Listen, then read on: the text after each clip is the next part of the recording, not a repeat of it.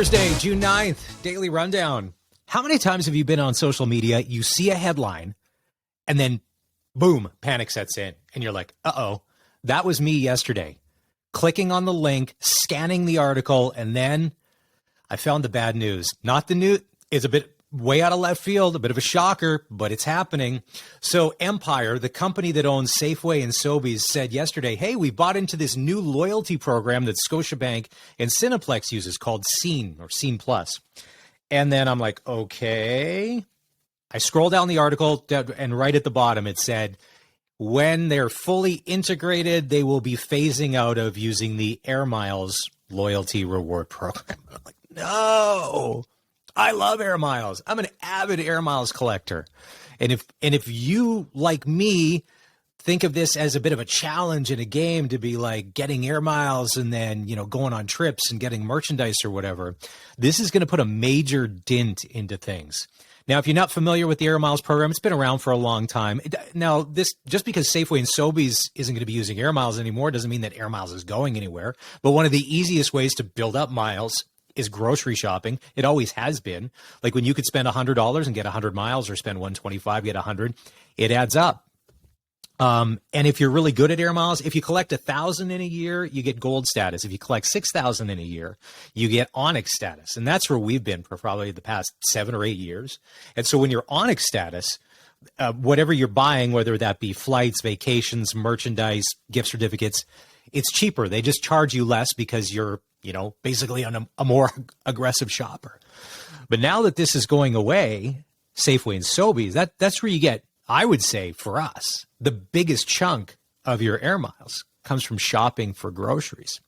I remember Rexall had Airmiles for a while, and then they went away and started their own program or whatever, and it was pretty easy to build up that way. And like a lot of us, with our rewards programs, whether that's with stores or with credit cards, we go where we think we're getting the most extra value for our dollars. So it's going to be interesting to see. The company Empire said that they will be they're going to be rolling this out in 2022 and 2023 in different markets across Canada. And as that gets phased in, the Airmiles, will get phased out. So yesterday, the Calgary Zoo came out and said, hey, as of January 1st, there's going to be no smoking at the zoo. I already thought there was no smoking at the zoo.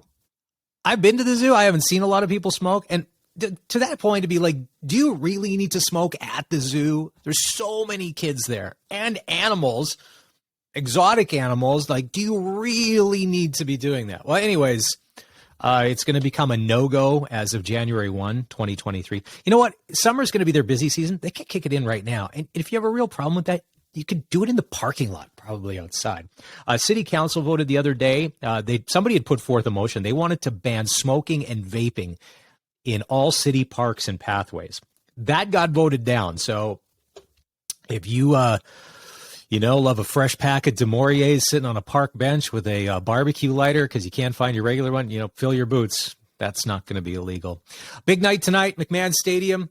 Stamps home opener. They take on the Montreal Alouettes. I've always said, as a football fan, and I'm a Rider fan, but I'm a Stamps fan too, McMahon Stadium, once you're in the seats watching the games, some of the best viewing experience in the CFL.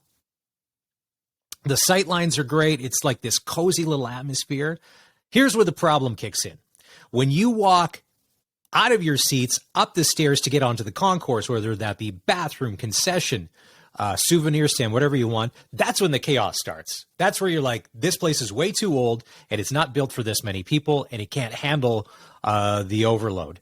And I know that they've talked, and I know one of the proposals, what was that, 3-4 years ago now, when the Flames said, hey, we want to build this giant complex, not only the rink for the Flames, but there'll be a field house and an indoor football stadium. I was like, yes, I love going to football games. Stamps games, a lot of fun. The only thing that keeps you away is the backside of McMahon Stadium. So tonight, and my pick for the Grey Cup this year, now keep in mind, as a Rider fan, green tinted glasses, they should be there every year and playing for the Grey Cup. But the logical football fan inside me says, I think the Stamp, after last year, which was a disappointing season, Bo's back, Stamps win the Grey Cup this year. And I say that they're going to beat Montreal in the Grey Cup. And it's not even going to be close. A big day in video game history. 41 years ago in 1981, Donkey Kong made its debut. Do you remember as a kid going to the arcade? A few quarters, and if you got good at it, you could play Donkey Kong forever. I remember going in because Donkey Kong at the time, so there was Asteroids and Galaga and all these other games, but Donkey Kong was sort of the next generation. The graphics were a little better.